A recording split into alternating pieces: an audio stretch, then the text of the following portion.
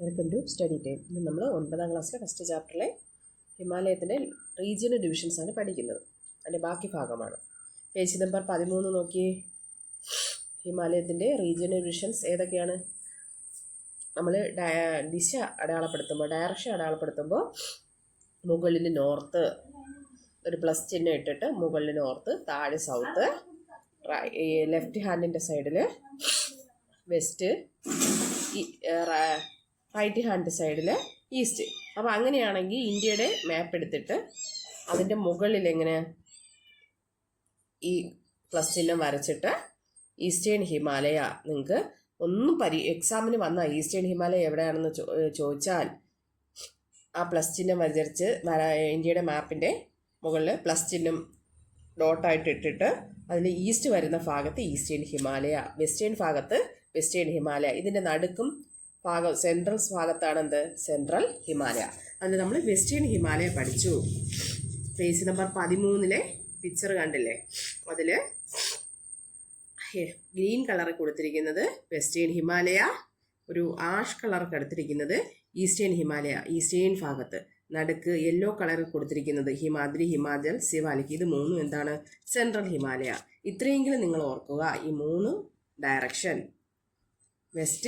വെസ്റ്റിനും ഈസ്റ്റിനും ഇടയ്ക്ക്, അങ്ങോട്ടും ഇങ്ങോട്ടും ആയിട്ട് വെസ്റ്റും ഈസ്റ്റും, അതിന് നടുക്ക് സെൻട്രൽ ഭാഗം, അത് സെൻട്രൽ ഹിമാലയ. ഓക്കെ ആവുന്നുണ്ടോ? The part of Himalaya from river Kali to river Teesta is the central Himalaya. Central Himalaya അതിന് കൃത്യമായൊരു ബോർഡർ ഉണ്ട്. ഏത് മുതലാണ്? ഏത് മുതൽ ഏതുവരെയാണ്? റിവർ കാളി നദി മുതൽ ടീസ്റ്റ നദി വരെയാണ് സെൻട്രൽ ഹിമാലയ എക്സ്റ്റെൻഡ് ചെയ്തിരിക്കുന്നത്. ഇതിനെ അറിയപ്പെടുന്നത് നേപ്പാൾ ഹിമാലയം എന്നാണ്. അതിനൊരു കാരണമുണ്ട്. ഈ സെൻട്രൽ ഹിമാലയത്തിൻ്റെ കൂടുതൽ ഭാഗവും സ്പ്രെഡ് ചെയ്തിരിക്കുന്നത്, വ്യാപിച്ചിരിക്കുന്നത് നേപ്പാൾ ഭാഗത്താണ്. അതുകൊണ്ട് തന്നെയാണ് ഇതിനെ വിളിക്കുന്നത് എന്ത്? സെൻട്രൽ ഹിമാലയത്തെ നേപ്പാൾ ഹിമാലയം എന്നും വിളിക്കുന്നത്. ടീസ്റ്റ നദി എന്ന് പറയുന്നത് ഏറ്റവും വേഗത്തിൽ ഒഴുകുന്ന നദിയാണ്. കാരണം ചരിവുള്ള പ്രദേശത്തൂടെ ഒഴുകുമ്പോൾ നദികൾക്ക് എന്ത് ചെയ്യും? വേഗത കൂടും. അപ്പോൾ റിവർ കാളി മുതൽ റിവർ ടീസ്റ്റ വരെയുള്ള ഹിമാലയത്തിൻ്റെ ഭാഗമാണ് ഏത്? സെൻട്രൽ ഹിമാലയ. ഇതിനെ മറ്റൊരു പേര് വിളിക്കുന്നുണ്ട്, നേപ്പാൾ ഹിമാലയ. അപ്പോൾ നേപ്പാൾ ഹിമാലയം എന്ന് ചോദിച്ചാൽ ഇനി ഒരു കൺഫ്യൂഷൻ ഇല്ലല്ലോ, സെൻട്രൽ ഹിമാലയം തന്നെയാണ്. Since the majority of the region falls in Nepal, only the western Sikkim and Darjeeling region is the central Himalayas are in India. ഇന്ത്യയിലുള്ളത് കൂടുതൽ ഭാഗവും നേപ്പാളിലാണ്. അതുകൊണ്ട് തന്നെയാണ് ഇതിനെ നേപ്പാൾ ഹിമാലയം എന്ന് വിളിക്കുന്നത്. വെസ്റ്റേൺ സിക്കിം, പടിഞ്ഞാറൻ സിക്കിമിൻ്റെ പ്രദേശങ്ങളും ഡാർജിലിംഗും മാത്രമാണെന്ത്? സെൻട്രൽ ഹിമാലയത്തിൻ്റെ ഭാഗമായിട്ട് ഇന്ത്യയിൽ വരുന്നത്. ബാക്കിയല്ല നേപ്പാളിലാണ്. The world's highest big mount Everest is in Nepal. നേപ്പാളിലാണ് ലോകത്തിലെ ഏറ്റവും വലിയ കൊടുമുടിയായ എവറസ്റ്റ് കൊടുമുടി സ്ഥിതി ചെയ്യുന്നത്, മൗണ്ട് എവറസ്റ്റ് സ്ഥിതി ചെയ്യുന്നത്. Mount Kanchenjunga and the Nathula pass along in India China border are located in the region. കൂടാതെ കാഞ്ചൻജംഗ എന്ന് പറയുന്ന കൊടുമുടിയും നാഥുല ചുരവും, നാഥുല പാസും ഇന്ത്യ ചൈന ബോർഡറിൽ സ്ഥിതി ചെയ്യുന്ന ചുരമാണ് ഇത്, നാഥുല പാസ്. അപ്പോൾ അവിടെ വേറൊരു ക്വസ്റ്റ്യനും കൂടെ ഉണ്ട്. ഇന്ത്യ ചൈന ബോർഡറിൽ ഉള്ള പാസ് ഏതാണ്? നാഥുല പാസ്.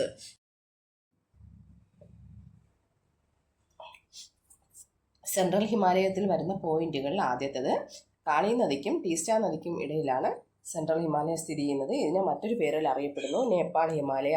ആ പേര് പോലെ തന്നെ ഇതിൻ്റെ കൂടുതൽ ഭാഗവും നേപ്പാളിലായതുകൊണ്ടാണ് സെൻട്രൽ ഹിമാലയത്തെ നേപ്പാൾ ഹിമാലയം എന്നും അറിയപ്പെടുന്നത്. പിന്നെ ഇതിൻ്റെ ഇന്ത്യയിലുള്ള ഭാഗമെന്ന് പറയുന്നത് വെസ്റ്റേൺ സിക്കിം, ഡാർജിലിംഗും മാത്രമാണ്. ലോകത്തിലെ ഉയരമുള്ള കൊടുമുടികളായ മൗണ്ട് എവറസ്റ്റ് നേപ്പാളിലാണ്, അത് സെൻട്രൽ ഹിമാലയത്തിൻ്റെ ഭാഗമാണ്. മൗണ്ട് കാഞ്ചൻജംഗയും ഇന്ത്യയും ചൈനയും തമ്മിൽ ബോർഡറിലുള്ള നാഥുല ചുരവും സെൻട്രൽ ഹിമാലയത്തിലാണ് സ്ഥിതി ചെയ്യുന്നത്. The Swift following Teesta river and stream terraces are the features of Sikkim Himalaya. ഈ സിക്കിം ഹിമാലയ, അതായത് സിക്കിമിൽ വരുന്ന, സെൻട്രൽ ഹിമാലയത്തിൻ്റെ ഭാഗമായ സിക്കിമിൽ വരുന്ന ഭാഗമാണ് Sikkim Himalaya. The Swift flowing എന്ന് പറഞ്ഞാൽ ഇത് സ്വിഫ്റ്റ് ഫ്ലോയിങ് എന്ന് പറഞ്ഞാൽ കുതിച്ചൊഴുകുന്ന ടീസ്റ്റാ നദിയും ചരിവ് പ്രദേശത്തൂടെയാണ് ഒഴുകുന്നത്, അതുകൊണ്ട് തന്നെ ഒഴുക്കിന് വേഗത കൂടും. കുതിച്ചൊഴുകുന്ന ടീസ്റ്റാ നദിയും അതിൻ്റെ നദീതീരത്തട്ടുകളും സിക്കിം ഹിമാലയത്തിൻ്റെ ഫീച്ചേഴ്സുകളാണ്. സിക്കിമിൽ കൂടെ ഒഴുകുന്ന നദിയാണ് ഇത് ടീസ്റ്റ എന്ന് പറയുന്നത്. The British having identified the favourable condition started tea cultivation here during the colonial era. The Darjeeling tea produced here is internationally famous. ബ്രിട്ടീഷുകാർ അവർ ഭരിച്ചിരുന്നപ്പോൾ അവർക്ക് മനസ്സിലായി ഡാർജിലിംഗ് എന്ന് പറയുന്നത് ഉയരമുള്ള പ്രദേശമാണ്, അവിടുത്തെ കാലാവസ്ഥ എന്തിന് അനുയോജ്യമാണ്, തേയില കൃഷിക്ക്, ടീ കൾട്ടിവേഷന് ഏറ്റവും അനുയോജ്യമാണ്. അതുകൊണ്ട് തന്നെ അവിടെ എന്ത് ചെയ്തു, അവർ ഒരു ടീ പ്ലാന്റേഷൻ ഉണ്ടാക്കി. ഇന്നും ഡാർജിലിംഗ് തേയില ലോകത്ത് വളരെ പ്രശസ്തമാണ്, വേൾഡ് ഫേമസ് ആണ്. ഇത്രയുമാണ് സെൻട്രൽ ഹിമാലയത്തെക്കുറിച്ച് പറയുന്നത്. Find the parts of central Himalayas in India from the figure 1.6 and mark them in my own address. നിങ്ങൾ ആ ഭാഗം പേജ് നമ്പർ 13 1.6 എന്ന പിക്ചറിൽ നോക്കി അടയാളപ്പെടുത്താനാണ് പറഞ്ഞത്. അതാണ് ഞാൻ ക്ലാസ് എടുക്കുന്നതിന് ആദ്യമേ നിങ്ങൾക്ക് പറഞ്ഞു തന്നത്. അപ്പോൾ ഇത്രയും അറിയാമോ? ഈ 3 വെസ്റ്റേൺ ഹിമാലയം, സെൻട്രൽ ഹിമാലയം, ഈസ്റ്റേൺ ഹിമാലയം, ഇത്രയും അറിഞ്ഞിരുന്നാൽ നമുക്ക് അതിൻ്റെ ഭാഗമായിട്ട് വരുന്ന സ്ഥലങ്ങൾ ഏതൊക്കെ അടയാളപ്പെടുത്താൻ പറ്റും. ഇനി eastern Himalaya, these are low hills compared to the western Himalaya. Western ഹിമാലയത്തിനെ അപേക്ഷിച്ച് ചെറിയ ഉയരം കുറഞ്ഞ കുന്നുകളാണ് ഇത് eastern Himalaya. Extend from river Teesta to river Brahmaputra in the east. നമ്മൾ നേരത്തെ എവിടെ സെൻട്രൽ ഹിമാലയ ഏത് നദി മുതൽ ഏത് നദി വരെയാണ് നിർത്തിയത്? കാളി നദി മുതൽ ടീസ്റ്റ വരെ. അപ്പോൾ ഈസ്റ്റേൺ ഹിമാലയ ഇനി ഏത് നദി മുട്ട് തുടങ്ങും? നിർത്തിയത് ടീസ്റ്റയിലാണ്. ടീസ്റ്റ മുതൽ ബ്രഹ്മപുത്ര നദി വരെ, കിഴക്ക് ബ്രഹ്മപുത്ര നദി വരെ ആണെന്ത് ഈസ്റ്റേൺ ഹിമാലയാസ് എക്സ്റ്റെൻഡ് ചെയ്തിരിക്കുന്നത്. ചിലപ്പോൾ നിങ്ങൾക്ക് ബ്രഹ്മപുത്ര നദിയുടെ ലൊക്കേഷൻ അടയാളപ്പെടുത്താൻ വരും. അതിനുള്ള എളുപ്പമാർഗം എന്ന് പറയുന്നത് ബ്രഹ്മപുത്ര ഈസ്റ്റ് ഭാഗത്താണ്, ഈസ്റ്റേൺ ഹിമാലയത്തിലാണ്. ഏറ്റവും ഇന്ത്യയുടെ മാപ്പിൻ്റെ ഏറ്റവും ഈസ്റ്റ് ഭാഗത്ത് നിങ്ങൾ അങ്ങ് അടയാളപ്പെടുത്തി കൊടുത്താൽ മതി. ആ വാല് പോലെ കിടക്കുന്ന ഭാഗത്ത് സാങ്പൂർ റിവർ, അതിൻ്റെ താഴെ ബ്രഹ്മപുത്ര റിവർ എന്നൊക്കെ കൊടുത്തിട്ടുണ്ട്. ടീസ്റ്റ റിവറും അതിന് തൊട്ട് താഴെയാണ്. ഖാസി ഖാരോ കുന്നുകൾക്ക് അടുത്തൂടെ ഒഴുകുന്നതാണെന്ത്? ടീസ്റ്റ. കണ്ടേ, കുത്തനെയായിട്ട് ഒഴുകുന്ന നദിയാണേത്? ടീസ്റ്റ റിവർ. പരീക്ഷയ്ക്ക് ചോദിച്ചാൽ ബ്രഹ്മപുത്ര ഇനി താഴെയാണ്, സിന്ധുവും അതിൻ്റെ പോഷക നദികളും. റിവർ ഇൻഡസ് എവിടെയാണ്? വെസ്റ്റേൺ ഹിമാലയസിലാണ്, ഏറ്റവും മുകൾ ഭാഗത്ത്. കാറക്കോറം ലഡാക്കിന് തൊട്ട് താഴെയായിട്ട് വരുന്നത്. അത് പടിഞ്ഞാറോട്ടാണ് ഒഴുകുന്നത്, ഇത് കിഴക്കോട്ട്. അങ്ങനെ അങ്ങ് ഓർത്തിരുന്നാൽ മതി. അപ്പോൾ ഈസ്റ്റേൺ ഹിമാലയം ടീസ്റ്റ നദി മുതൽ ബ്രഹ്മപുത്ര നദി വരെയുള്ള ഹിമാലയത്തിൻ്റെ ഭാഗമാണ് ഈസ്റ്റേൺ ഹിമാലയം. This is also known as Assam Himalayam. ഇതിനെ മറ്റൊരു പേരിൽ അറിയപ്പെടുന്നു, ആസാം ഹിമാലയം. എന്തുകൊണ്ടായിരിക്കും ആസാം ഹിമാലയം എന്നറിയപ്പെടുന്നത്? സെൻട്രൽ ഹിമാലയത്തിനെ നേപ്പാൾ ഹിമാലയം എന്നറിയപ്പെടുന്നു. അതുപോലെ ഈസ്റ്റേൺ ഹിമാലയത്തെ ആസാം ഹിമാലയം എന്നറിയപ്പെടുന്നു. കാരണം ആസാമിലായിരിക്കും ഇതിൻ്റെ കൂടുതൽ ഭാഗവും സ്ഥിതി ചെയ്യുന്നത്. The highest peak in this region is Namcha Barwa. Namcha Barwa എന്ന് പറയുന്ന കൊടുമുടിയാണ് ഇവിടുത്തെ ഏറ്റവും ഉയരം കൂടിയ കൊടുമുടി. 7756 മീറ്ററാണ് ഇതിൻ്റെ ഉയരം. നംച ബർവ സ്ഥിതി ചെയ്യുന്ന ഹിമാലയത്തിൻ്റെ ഭാഗം അല്ലെങ്കിൽ ഏതാണെന്ന് ചോദിച്ചാൽ ഈസ്റ്റേൺ ഹിമാലയ അല്ലെങ്കിൽ ആസാം ഹിമാലയ, സെൻട്രൽ ഹിമാലയ അല്ലെങ്കിൽ നേപ്പാൾ ഹിമാലയ. ഇത്രയും ഫാക്റ്റുകൾ മറന്നു പോകല്ലേ. Brahmaputra, Kameng, Lohit and Subansiri are the important rivers in the eastern Himalayas ridges. ബ്രഹ്മപുത്രയും അതിൻ്റെ ട്രിബ്യൂട്ടറീസ് പോഷക നദികളും ഇവിടെ കൂടെയാണ് ഒഴുകുന്നത്. ബ്രഹ്മപുത്ര, ക്യാമങ്, ലോഹിത് ആൻഡ് സുബാൻസിരി എന്നീ നദികൾ ഈസ്റ്റേൺ ഹിമാലയത്തിൽ കൂടിയാണ് ഒഴുകുന്നത്.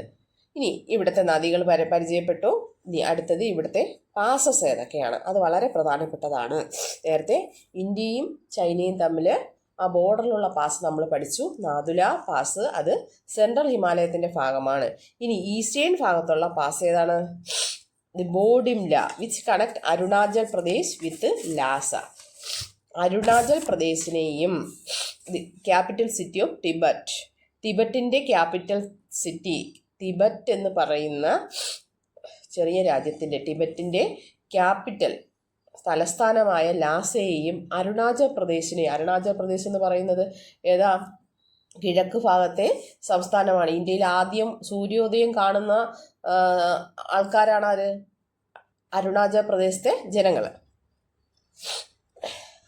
The Bomdila which connect Arunachal Pradesh with Lhasa, the capital city of Tibet. ടിബറ്റിൻ്റെ ക്യാപിറ്റൽ സിറ്റിയായ ലാസയെയും Arunachal പ്രദേശിനെയും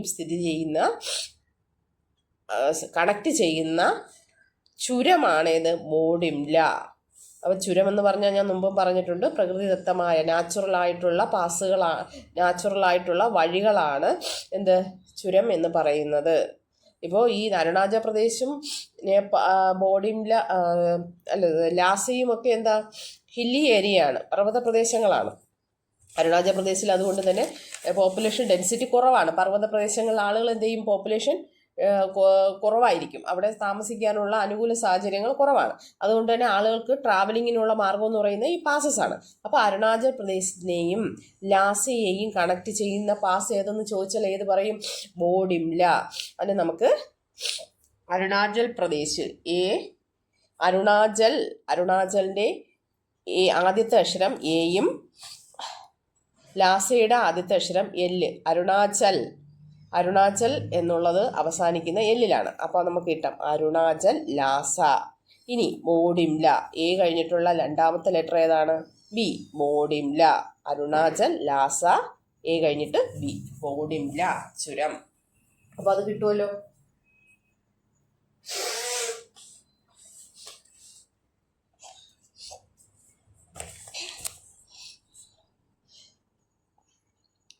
Dibu which connect the Myanmar. Arunachal പ്രദേശിനെയും ദിബുവിനെയും കണക്ട് ചെയ്യുന്നതാണെന്ത്? അരുണാചൽ പ്രദേശിനെയും മ്യാൻമാറിനെയും കണക്ട് ചെയ്യുന്നതാണ് ദിബു എന്ന് പറയുന്ന ചുരം. ഇവിടെ രണ്ട് ചുരങ്ങളാണ്. ബോഡിംല അരുണാചൽ പ്രദേശിനെയും ലാസയും കണക്ട് ചെയ്യുന്നു. അരുണാചൽ പ്രദേശിനെയും മ്യാൻമാറിനെയും കണക്ട് ചെയ്യുന്നത് ദിബു എന്ന് പറയുന്ന ചുരമാണ്. ഇനി അടുത്തത് Purvachal hills. The Himalaya mountains are seen in the hills are less elevation in the north south direction from Arunachal Pradesh up to Mizoram.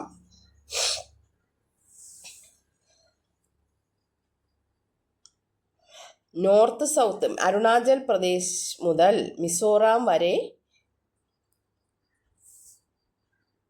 North south ഡയറക്ഷനിൽ കാണപ്പെടുന്ന ഉയരം കുറഞ്ഞ ഹിമാലയത്തിൻ്റെ ഭാഗമാണ് പൂർവാചൽ ഹിൽസ്. ഒന്നുകൂടെ പറയാം. അരുണാചൽ പ്രദേശ് മുതൽ മിസോറാം വരെ കാണപ്പെടുന്ന അതിൻ്റെ നോർത്ത് സൗത്ത് ഡയറക്ഷനിൽ കാണപ്പെടുന്ന ഉയരം കുറഞ്ഞ കുന്നുകളാണ് Purvachal hills. These hills having an average elevation from 500 to 3000 meters above mean sea level are known as Purvachal hills. Purvachal hills എന്ന് പറഞ്ഞാൽ സീ ലെവലിൽ നിന്ന് 500 മുതൽ 3000 മീറ്റർ വരെ ഉയരമുള്ള കുന്നുകളാണ് Purvachal hills. Of these most important are Patkai Bum, Naga hills, Mizo hills and the Manipur hills. അപ്പോൾ കിഴക്കൻ സംസ്ഥാനങ്ങളുടെ ഭാഗമായിട്ട് വരും ഈ കുന്നുകൾ. നാഗ ഹിൽസ്, പട്കായി ബൂം, മിസോ കുന്നുകൾ, മണിപ്പൂർ ഹിൽസ് എന്നിവയും ഇതിൻ്റെ ഭാഗമാണ്. അത് ആ 13ാമത്തെ പേജിലെ മാപ്പ് നോക്കി നിങ്ങളതൊന്ന് നന്നായിട്ടൊന്ന് മനസ്സിലാക്കി വയ്ക്കുക. Cherrapunji and Mizoram located here receive the highest rainfall in the world. ചിറാപുഞ്ചിയും മൗസിൻ റാമും ഈ ഭാഗത്താണ്, പൂർവാചൽ ഹിൽസിലാണ് സ്ഥിതി ചെയ്യുന്നത്. കാരണം എന്താ? ഇവിടെ ഏറ്റവും കൂടുതൽ മഴ ലഭിക്കുന്ന രണ്ട് പ്രദേശങ്ങളാണ് ഈ രണ്ട് പ്രദേശങ്ങളും, ചിറാപുഞ്ചിയും മൗസിൻ റാമും. ഇത് പൂർവാചൽ ഹിൽസിൻ്റെ ഭാഗമാണ്.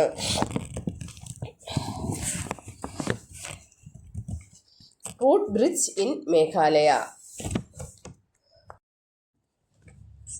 Figure 1.18 is the picture of a road bridge constructed by the local folk using braided tree roads in order to cross turbulent streams. It is clear evidence of the harmonious coexistence of people with nature. ഈ picture കണ്ടില്ലേ നിങ്ങൾ?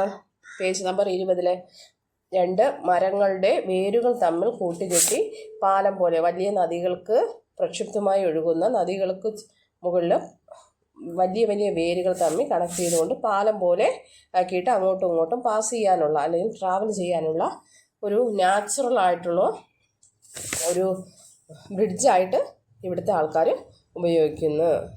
ഇതെന്താ കാണിക്കുന്നത്? പ്രകൃതിയോട് എത്രത്തോളം ഇണങ്ങി ജീവിക്കുന്നു എന്നതിന് ഉദാഹരണമാണ് ഇങ്ങനെയുള്ള പാലങ്ങൾ കാണിക്കുന്നത്.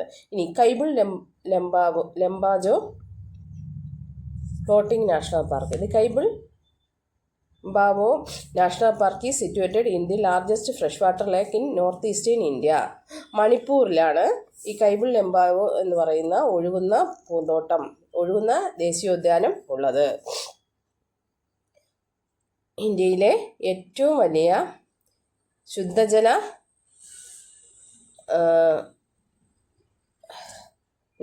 തടാകം കൂടിയാണിത്, ഈ കൈബിൾ ലംബാവോ എന്ന് പറയുന്നത്. നോർത്ത് ഈസ്റ്റേൺ ഇന്ത്യയിലാണ് ഇത് സ്ഥിതി ചെയ്യുന്നത്, അതായത് മണിപ്പൂർ ഭാഗത്ത്. The small islands formed in the lake by the floating organic matter along with soil are called പുംഡി.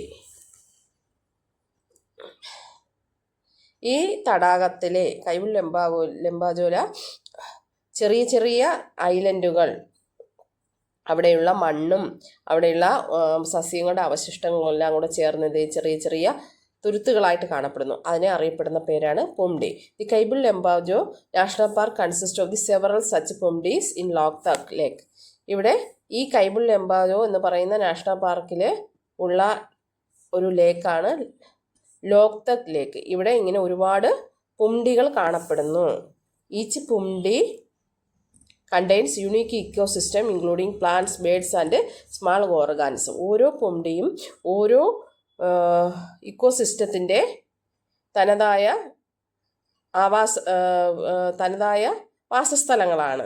ഉദാഹരണമായിട്ട് പ്ലാന്റ്സുകൾ ചിലതിൽ താമസിക്കും, ചിലതിൽ ബേഡ്സുകൾ കാണും, ചിലതിൽ ചെറിയ ഓർഗാനിസംസ്, സ്മാൾ ഓർഗാനിസംസ്, ചെറിയ സൂക്ഷ്മജീവികളും അവിടെ വസിക്കുന്നു. The Loktak lake is situated in the Ramsar list sites for the watershed conservation. തണ്ണീർത്തട സംരക്ഷണത്തിന് വേണ്ടി കൊണ്ടുവന്ന ഒരു ലിസ്റ്റാണെന്ത്? Ramsar list. അതിൽ ഏറ്റവും സംരക്ഷണം വേണ്ട തടാകങ്ങളും നദികളുമൊക്കെ അതിൽ അടയാളപ്പെടുത്തിയിട്ടുണ്ട്. അങ്ങനെ റാംസാർ ലിസ്റ്റിൽ ഉൾപ്പെട്ടതാണെന്ത്? ലോക്തക് ലേക്ക്. ഇന്ത്യയിൽ നിന്നും റാംസാർ ലിസ്റ്റിൽ ഉൾപ്പെട്ട ഒരു തടാകമാണ് ലോക്തക്. ഇവിടെ കാണപ്പെടുന്നത് ഇത് കൈബിൾ ലംബാജോ നാഷണൽ പാർക്കിലാണ് സ്ഥിതി ചെയ്യുന്നത്. ഇന്ന് ഇത്രയും മതി. എനിക്ക് അല്പം ആരോഗ്യ പ്രശ്നങ്ങളുണ്ട്.